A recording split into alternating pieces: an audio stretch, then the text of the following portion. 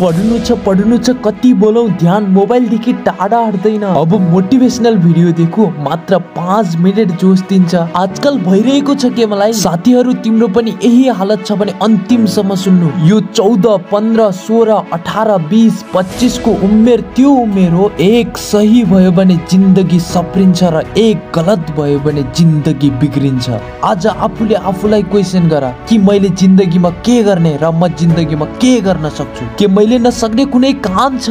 कति बेलासम्म मम्मी ड्याडीले दिएको खाएर पुग्छ? कति बेलासम्म? एउटा कुरा याद राख, राजा बन्नको लागि भिखारी जसरी मेहनत गर्नुपर्छ र सूर्य जसरी चम्किनको लागि घुट घुट जल्नु पर्छ।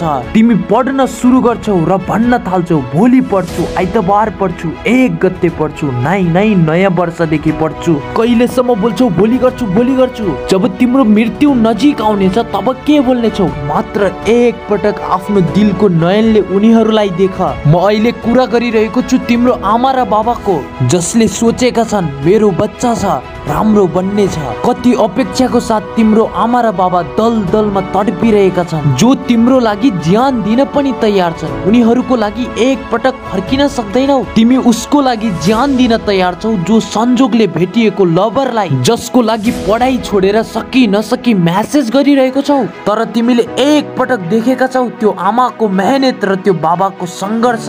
अरे दिनदिनै काँडा बिजिरहेको छ, कति रगत बगेको छ, त्यो तिमीले देखेका छौ। हुन त तिमी कसरी देख्न सक्छौ किनकि तिम्रो खुट्टामा त नयाँ जुत्ता छ नि। यदि बदलिन चाहन्छौ भने मोबाइलका ती सारा चीज हटाइदेऊ जो तिम्रो लागि फाइदा नै छैन। कोही व्यक्ति बोल्ने गर्छ जति पढे पनि याद आउँदैन, तर पहिला 2 मिनेट त फोकस कर, त्यसपछि त्यही 2 मिनेटले 4 घण्टा पढ्न लगाउने छ। तर तिमी के सोचेको हुन्छौ कतिखेर म्यासेज आउँछ?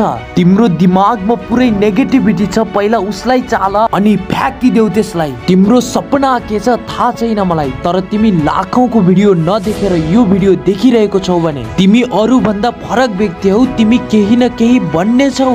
यदि यो भिडियो देखेर थोरै हिम्मत आयो भने हरेक व्यक्तिलाई शेयर गरिदेऊ र सब्स्क्राइब गरेर जानु। अर्को भिडियोमा फेरि भेटौँला।